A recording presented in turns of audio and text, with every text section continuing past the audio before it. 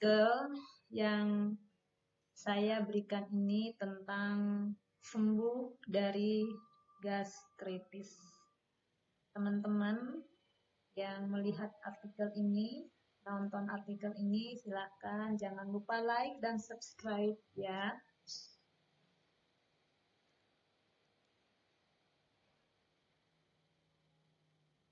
Gastritis, apa maksud dari gastritis? Gastritis merupakan penyakit pada lambung yang terjadi akibat peradangan dinding lambung. Pada dinding lambung atau lapisan mukosa lambung ini terdapat kelenjar yang menghasilkan asam lambung dan enzim pencernaan yang bernama pepsin untuk melindungi lapisan mukosa lambung dari kerusakan yang diakibatkan asam lambung. Dinding lambung dilapisi oleh lendir atau mukus yang tebal. Apabila mukus tersebut rusak, dinding lambung rentan mengalami peradangan. Saya ambil dari Halo Dokter.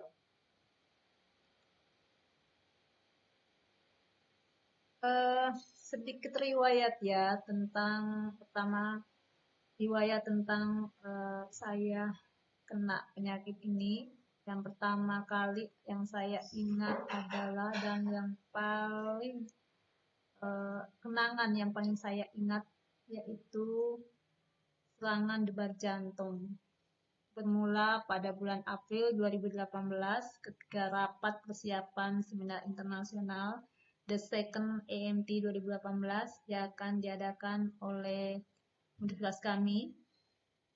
Tiba-tiba saya merasakan jantung berdebar kencang. Pikiran saya ketika itu juga jadi kalut. Yang timbul di benak saya, mungkin aja saya sudah dekat. Apa ini ya namanya serangan jantung? Saya berusaha menenangkan diri, namun pikiran tetap kacau, tetapi saya berusaha menyibukkan diri dan pelan-pelan terlupakan saat itu. Namun, serangan tersebut sesekali selalu timbul. Lama-kelamaan, pikiran sering kacau. Entah beberapa bulan, saya tidak mikir kenapa saya tidak konsul pada ahli. Beberapa bulan kemudian, tiba pada bulan Juli, Agustus 2018, Lombok dilanda bencana gempa bumi yang semakin menambah problem perut saya yang selalu kembung, begah, selalu sendawa. Saya berusaha mengingat ini kenapa semua terjadi.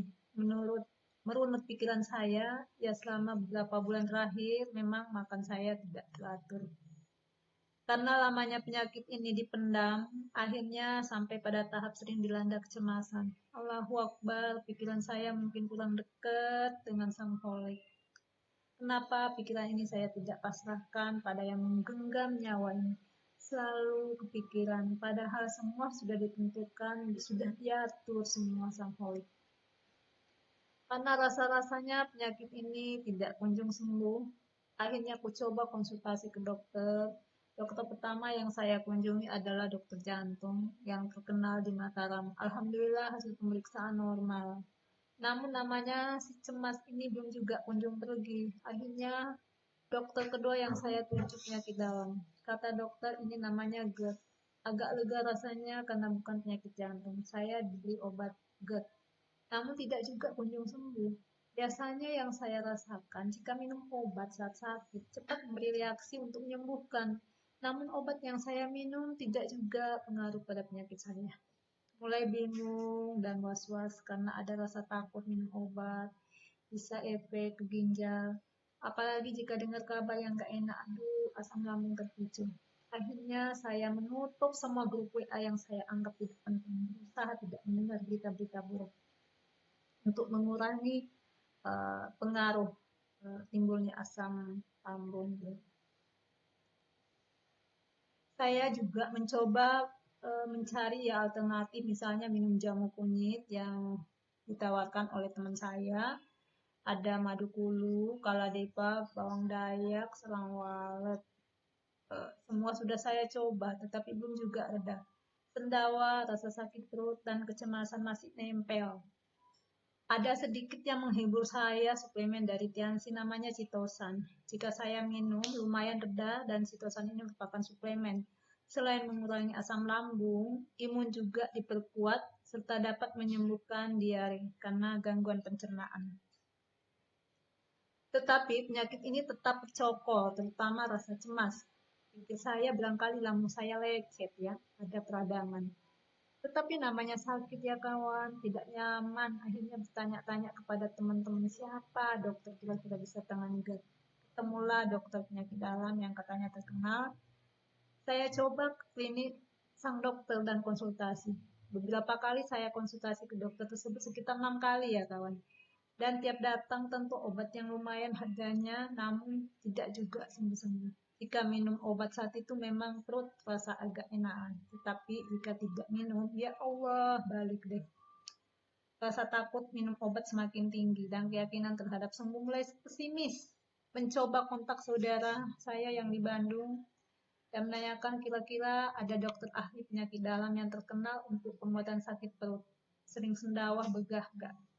Ya, ada dokter katanya, namun saya mencoba cari dokter spesialis penyakit dalam dulu di Mataram. Alhamdulillah ketemu dan saya datang ke rumah sakit Siloam, lakukan tindakan USG abdomen yang hasilnya mengarah pada gastritis. Sang dokter mengatakan tidak ada apa-apa, hanya gastritis. Perut harus makan teratur, hindari makan cabai, asam.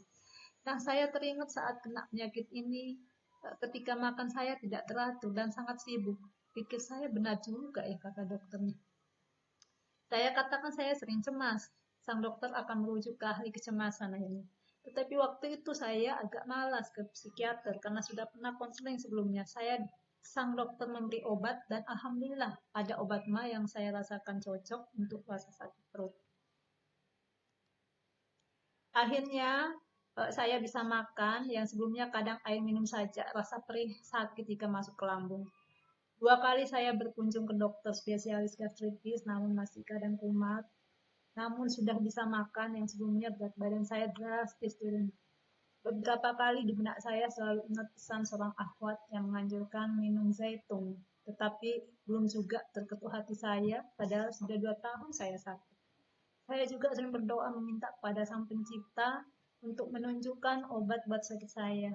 Karena minyak zaitun sering terlintas di pikiran saya, akhirnya coba beli dan minum 1 sendok makan setiap bangun pagi. Paginya ya setelah sholat lail ya, dan didahului minum air hangat sebagai pemanasan. Sudah hampir 2 bulan saya coba, alhamdulillah saya merasakan pertolongan Allah menggerakkan hati ini untuk minum minyak zaitun dan memberikan efek yang besar terhadap perubahan menuju kesembuhan. Rasa cemas yang sering mengganggu sudah berangsur hilang dan sekarang saya tetap rutin minum untuk menjaga supaya tidak kembali. Saat minum saya browsing untuk mengetahui manfaat minyak zaitun, diantaranya pertama mengurangi kemungkinan penyakit kardiovaskular, mencegah sindrom metabolik, yang ketiga mengurangi risiko depresi. Nah ini mungkin yang berkaitan dengan kecemasan ya. Kemudian yang keempat mencegah risiko kanker, kelima mencegah penyakit Alzheimer, yang keenam baik untuk kesehatan hati, dan yang ketujuh baik untuk kesehatan jantung. Sumber dari Holodoc. Semakin kuat rasa hati saya ini yakin dengan minyak zaitun bisa menjadi solusi penyakit saya, terutama terkait kecemasan. Tetapi ada satu hal yang paling utama saat meminum, yakni membaca doa, minta pada Sang Pencipta kesembuhan. Doa yang saya amalkan, Bismillah, Bismillah, Bismillah. A'udzubillahi wa qudratihi min syarri ma ajidu wa hasidu. Ini dibaca 7 kali.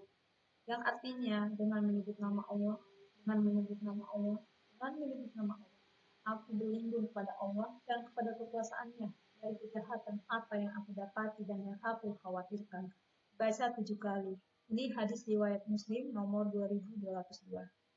Kemudian dilanjutkan dengan membaca Allahumma rabban nas asbihil ba'sa washfi wa anta syafi la shifa illa shifauka shifa ala yughadiru saqam. Yang artinya ya Allah, Tuhan pemelihara manusia, hilangkanlah penyakit ini dan sembuhkanlah. Engkau yang maha menyembuhkan.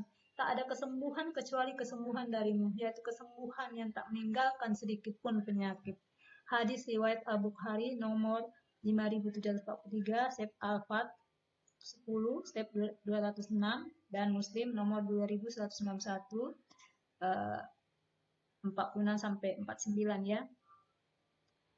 Nah, setiap minum baca doa tersebut kemudian dititipkan ke minyak zaitun tersebut. Insya Allah doa akan diijabah Allah Subhanahu wa Ta'ala. Ini gambar dari zaitun merek Al-Amir ya yang saya minum. Kemudian ini ada citosan yang saya selalu siapkan, selalu ada di rumah. Antisipasi jika perut saya mules atau mau pilek atau timbul kembung ya, saya selalu siap ini walaupun memang tidak rutin saya minum. Nah, yang rutin sekarang yang saya minum adalah Al-Amir, minyak zaitun Al-Amir. Saran buat mungkin dokter agar memantau kesembuhan pasiennya, apakah obat yang diberikan pas atau tidak. Karena kadang-kala pasien tidak balik, bukan berarti sembuh, tetapi mungkin cari dokter lain karena merasa tidak efektif dari obat yang diberikan. Buat yang sakit, hindari makan makanan pedas, asam, berminyak, dingin, jangan pernah kenyang dan lapar yang bisa memicu asam lambung. Insya Allah jika sudah sembuh bisa makan lagi. Selalu berharap kepada Allah diberi kesembuhan. Jangan mendengarkan berita yang memicu asam lambung, berita buruk. Usahakan selalu gembira, bangkitkan semangat hidup agar bisa ibadah, menambah tabungan akhirat. Silahkan dipraktekkan bagi yang mengalami sakit. Semoga antum semua diberi kesembuhan. Amin ya rabbal alamin. Dan jangan lupa like dan subscribe ya kawan.